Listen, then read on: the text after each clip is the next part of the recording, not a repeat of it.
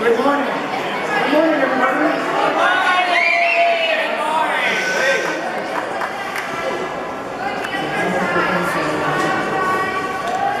morning. My name is Michael Seereiter. I'm the President and CEO of the New York State Rehabilitation Association, an association that represents providers of services to people with disabilities and the individuals that receive those supports as well. I'm also a family member of an individual who receives supports from New York State's Office for People with Developmental Disabilities and a brother with Down syndrome who receives those supports.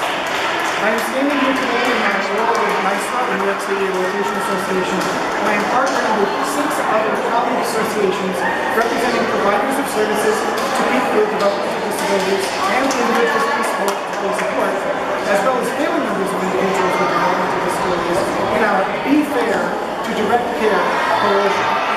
Today we are launching our 300 Days to Better Pay campaign to secure a commitment to financially invest in the workforce that supports people with developmental disabilities here in New York State.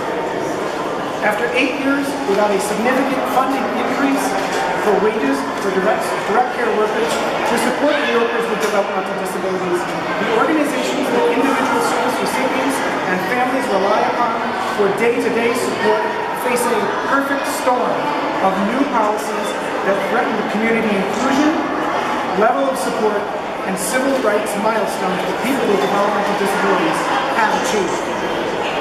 April 1st, 2007, the due date for the next New York State budget is slightly less than 300 days from the 5 events that we are going to be hosting around the state in this month. If the next New York State budget does not address direct care worker wages, these organizations and the individuals and families that rely upon them will face a very significant and major crisis.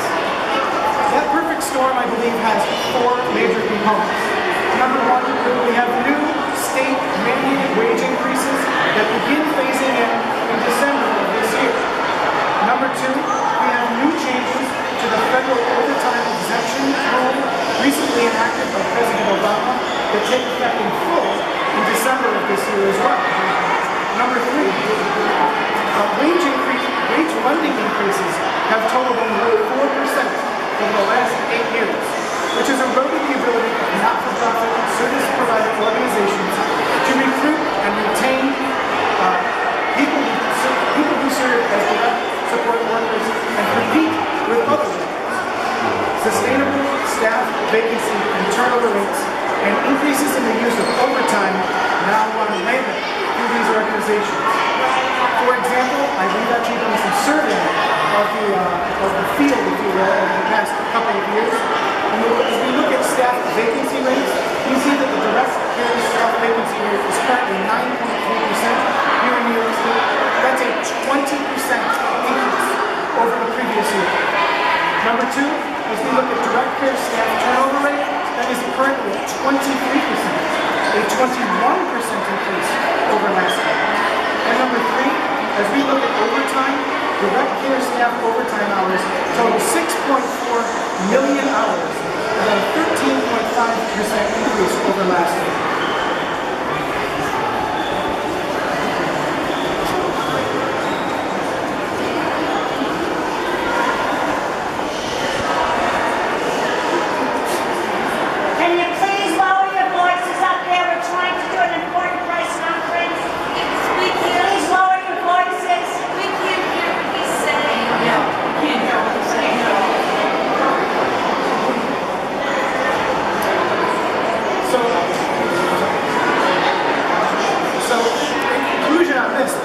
We must remember that the organizations that support people with developmental disabilities here in New York State do so on behalf of New York State. In helping New York State meet its statutory obligations to support individuals with developmental disabilities, these organizations are almost entirely dependent upon state government and federal government for their resources and their revenue, to the tune of 90% or more for almost all of these organizations.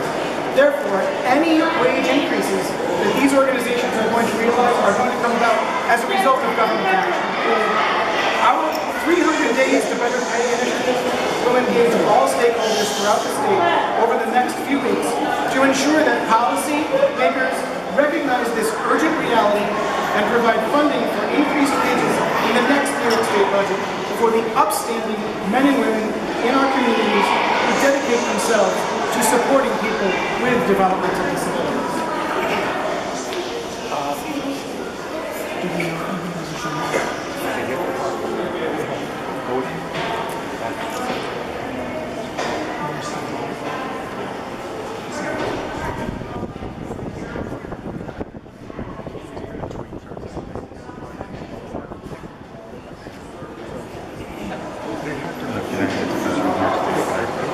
We have a special guest here with us today who has a long history of championing these issues, and we are very pleased to have him joining our ranks to talk about this issue.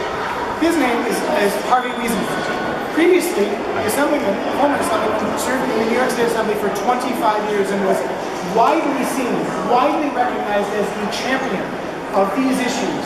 As a family member of an individual with a developmental disability, he speaks passionately about this issue and the importance of direct care staff and how they influence the lives of the people that we care so much about. So I'd like to introduce the Assemblyman to talk about this issue.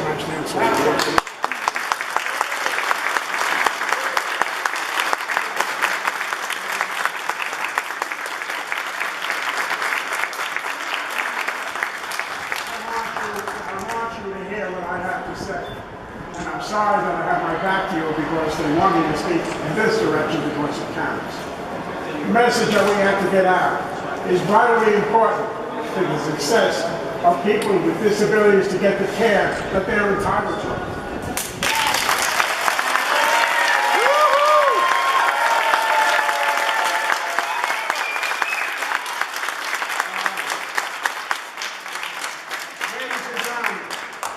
Government has an obligation and a responsibility to take care of our people, our families, people with developmental disabilities. This is a government obligation and a responsibility. 3 years ago, the governor of the state of New York was taking $90 million away from our people. $90 million. How would that impact the quality of care of those who need it the most? And it was interesting because I had an opportunity to make everybody in the Assembly and the Senate, Democrat and Republican, to realize that they are the voice of the people. And together, we unanimously restored the $90 million.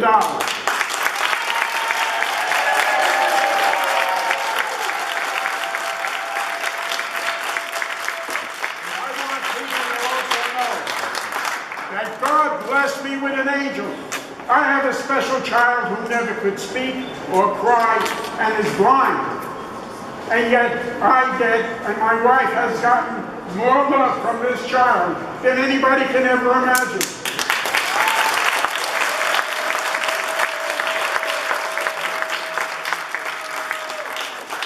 The love we gave to Ricky was not comparable to the love that Ellen received from our special child, Ricky. And I can tell you, unless you have a family member and you can understand what I'm saying, you have to feel and understand. You've got to look and see what our children can do, not what they can't do. And with that in mind, you know that these children, all of our children, God's children, are entitled to get the resources necessary to have a decent life.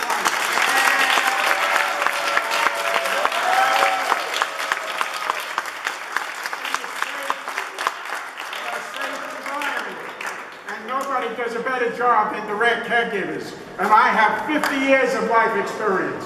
And I know that our direct caregivers are overworked, understaffed, underpaid. People flipping hamburgers are making more money than direct caregivers. And you know, direct caregivers just don't feed and dress people.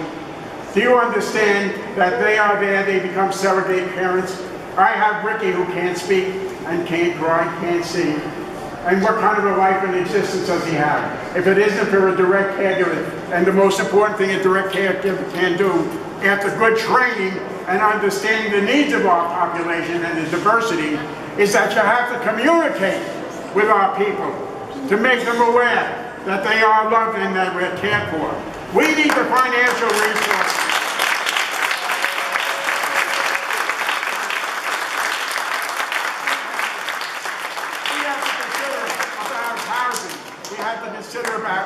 became direct caregivers, and I want you to know, just from as recent as Ricky's birthday 3-4 days ago, where we had a staff party. And I want you to also realize that the lady who cooked for them, with 16 kids and staff, for 22 years, said, I can't live on the money that I make. So she went to get a job in the school. She was going to get paid more money for a much easier job. And she came back and she said, I can't leave my kids. These are the kind of people that are dedicating their life. Mostly people of color are in this workforce. And I want them to have the decency and the understanding that they don't have to work 2 jobs in order to survive. And this government has to make it.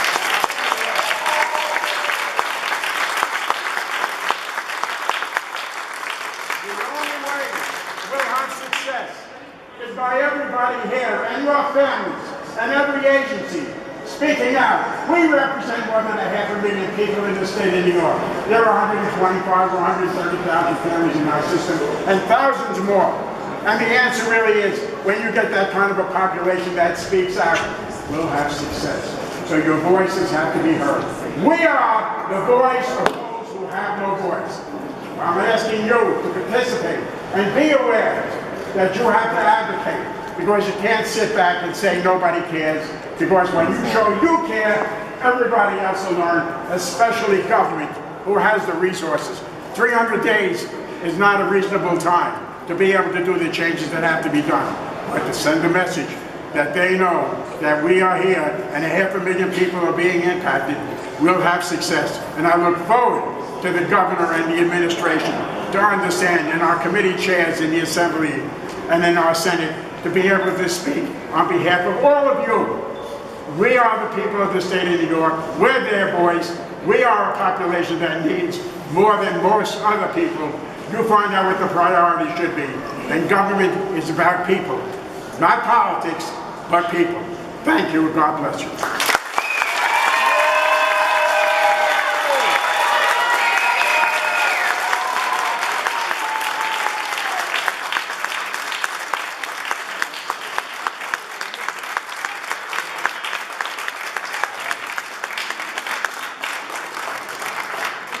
Assemblyman, the kind of passion that you demonstrate for this issue is the same kind of passion that people with direct support professionals apply every day in their work.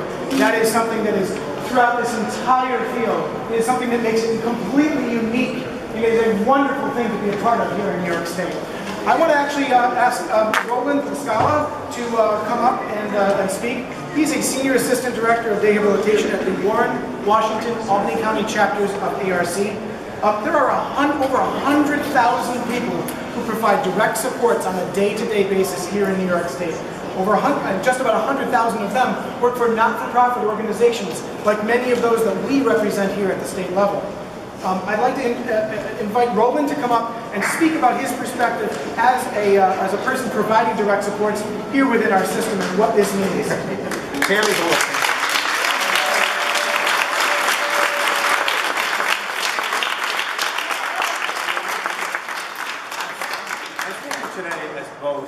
Somebody who works in this field, and also the father of 2 children with disabilities. I have one with on the autism spectrum and another with bipolar.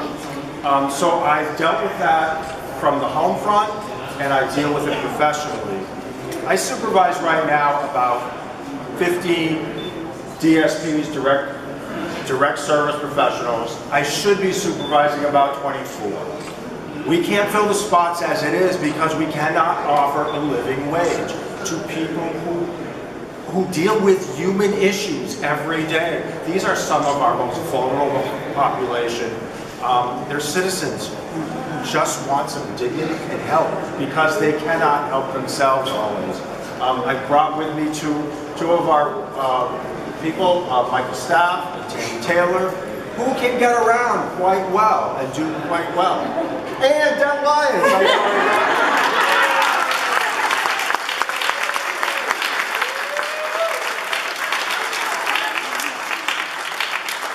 And what's wonderful about this field is somebody always reminds me, yeah, I'm not chopped liver, you know? Somebody always calls me out on my mistakes, and I make them every day.